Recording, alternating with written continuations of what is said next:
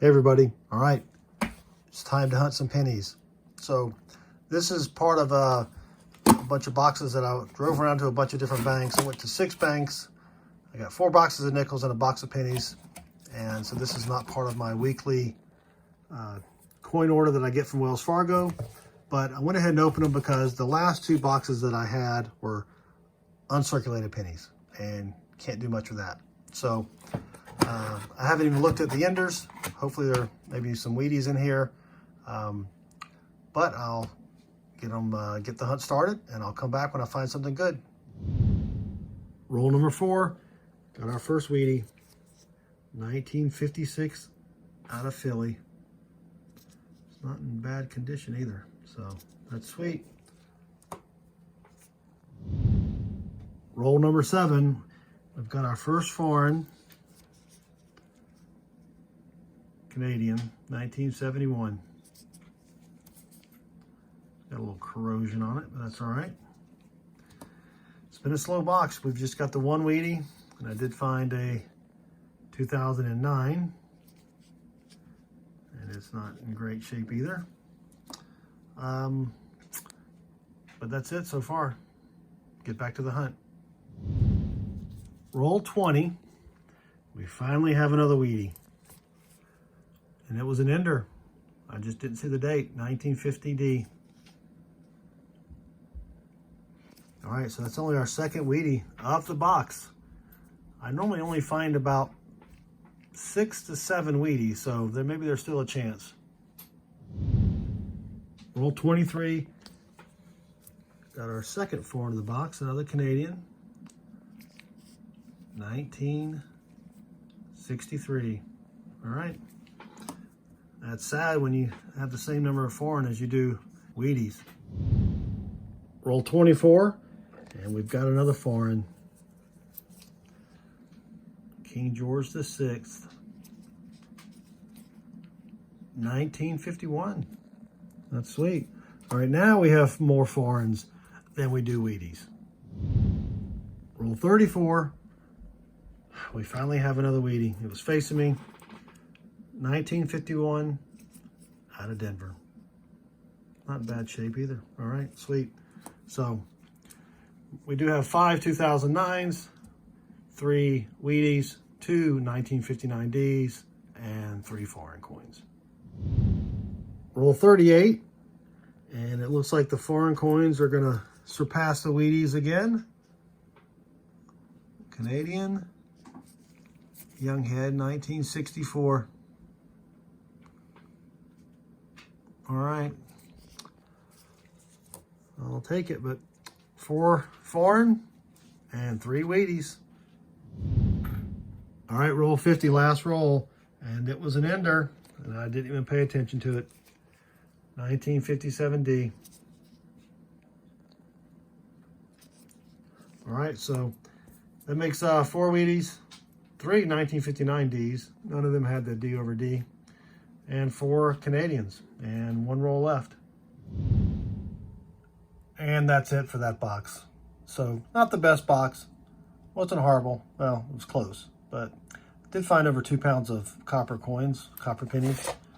I usually average about 2 pounds, a little less than 2 pounds, so that's pretty good. I categorize my copper as not bad, you know, not really album worthy or anything like that. And I just put these in basically buckets. And then I have a cup of corroded copper that's not worth anything. You can see they're not all that bad, but I just keep those separate. But then I pull out some that are pretty decent that might be able to go into an album or upgrade what I have. Did find a couple good ones here. This 61D. Looks pretty nice. And then the best one probably is this 69. It looks really good.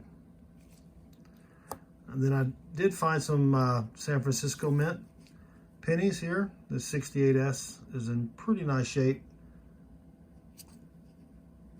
So I'll keep that.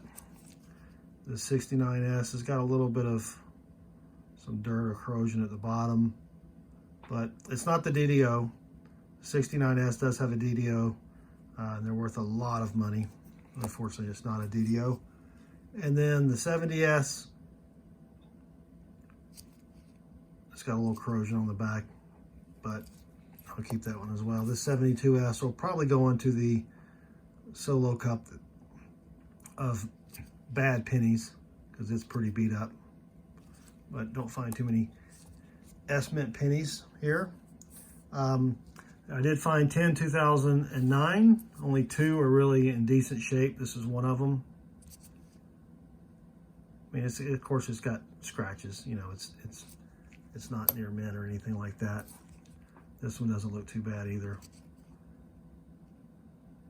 So I keep these. I also put the good ones in a separate roll, and the bad ones like this one it's got a little corrosion up top or something, I'll put those in a separate roll. I mean, it only costs a penny, so why not keep it? And then as far as foreigns, I did find a King George the 6th from 1951. Those are always fun to find. And then I've got the last year small head, well, that's a 63, so I've got 2. So this is a 63 small head Canadian. This is the last year, the 64. And it's not in great shape, but still pretty neat. And then a more recent one that's got some corrosion, in 1971. Did find 3 1959Ds. And then as far as Wheaties, I've got a 1950D. Nothing really special about any of the Wheaties either. A 1951. 56 out of Philly. And then a 57 out of Denver. So, not too bad. I did find 3 coins. The 69D,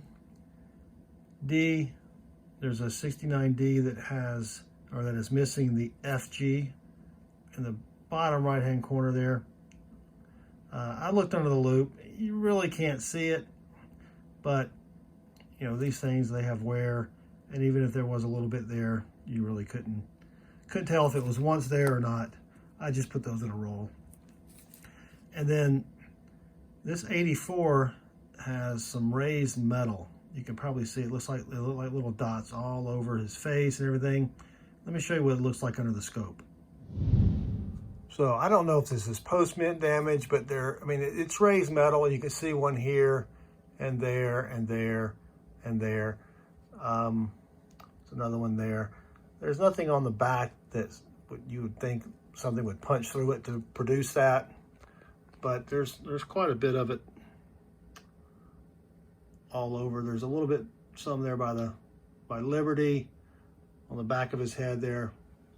Just thought it was unusual. If you've seen this before, let me know what you think it may be. If you think it may be post-mint, or maybe it was just a bad die. And then finally, we've got just a small die crack right by the eye. Probably can't see it here. Let me stick that under the scope as well. So you can see the die crack running from here all the way through to there. It doesn't look like it's Postman. I think that's a die crack. There's nothing on the other side though. Usually a good die crack on the other side of the building, in this corner, you're going to see it as well. So again, it wasn't the best box in the world. It does tie my record for the least number of Wheaties, which is 4 in a box.